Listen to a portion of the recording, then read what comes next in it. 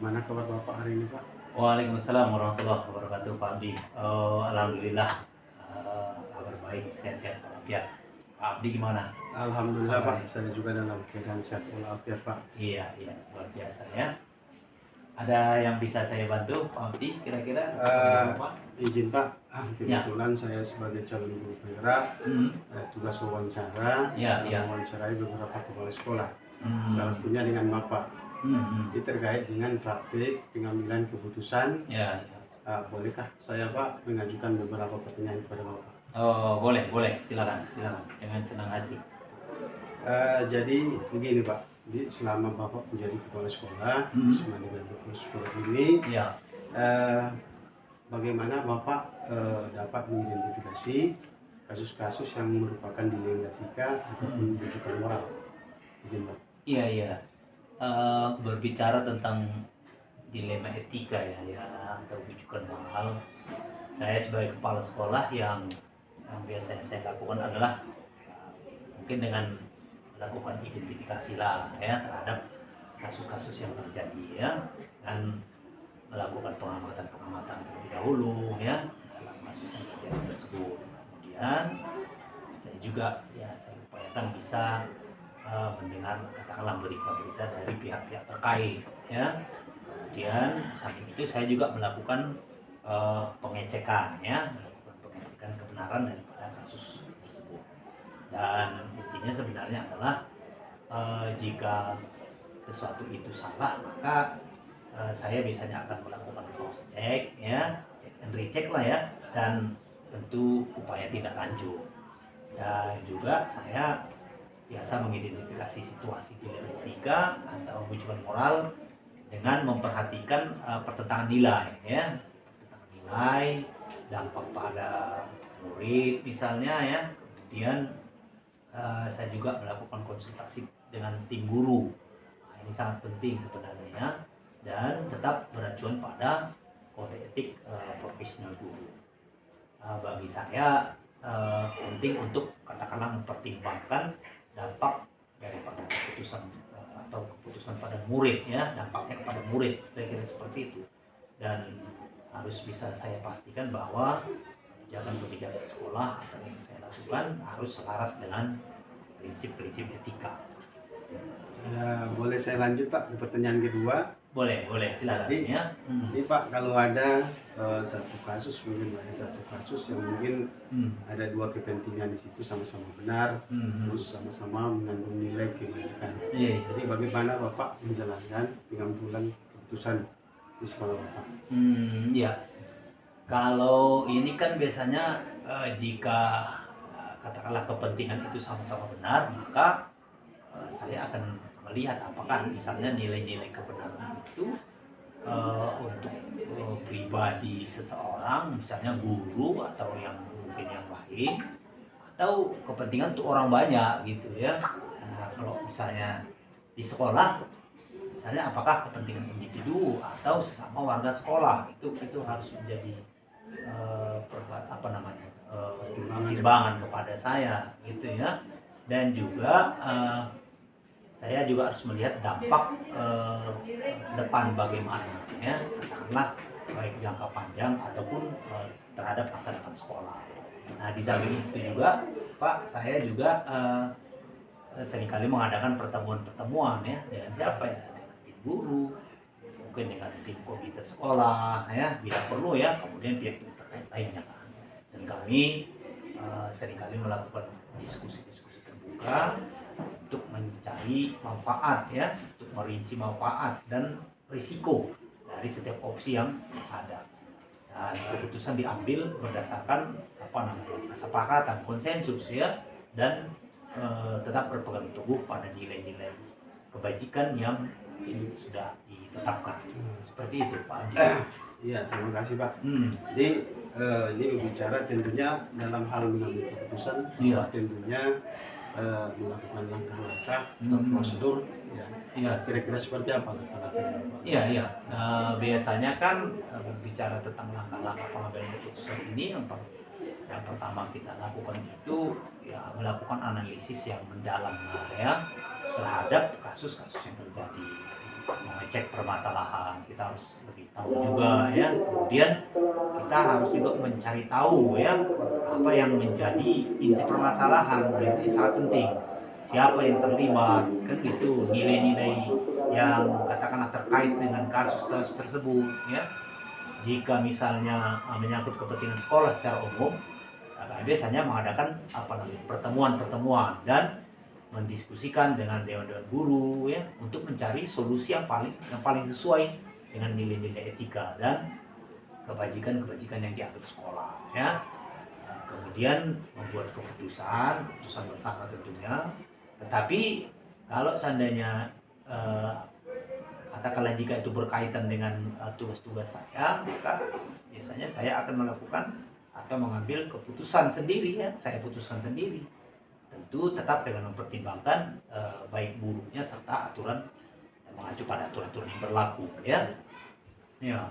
Jadi selanjutnya Pak, ada nggak menurut Bapak hal-hal yang menurut Bapak efektif ya ketika Bapak melakukan pengambilan keputusan pada kasus-kasus tersebut?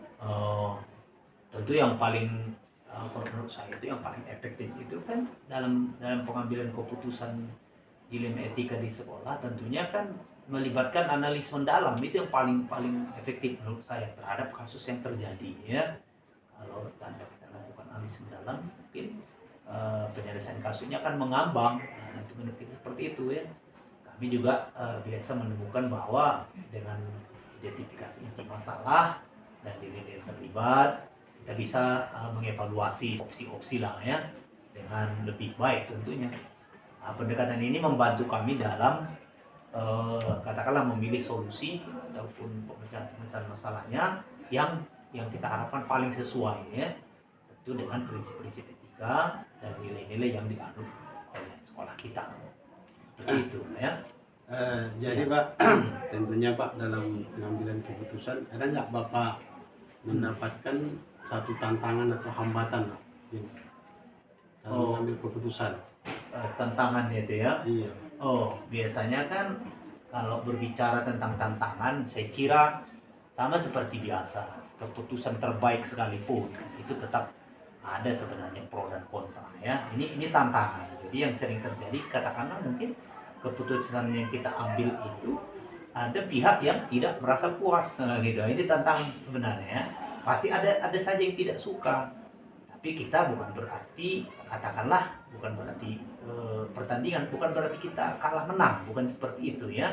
Bukan juga kita harus sampai kalah dengan katakanlah pihak-pihak tersebut ya.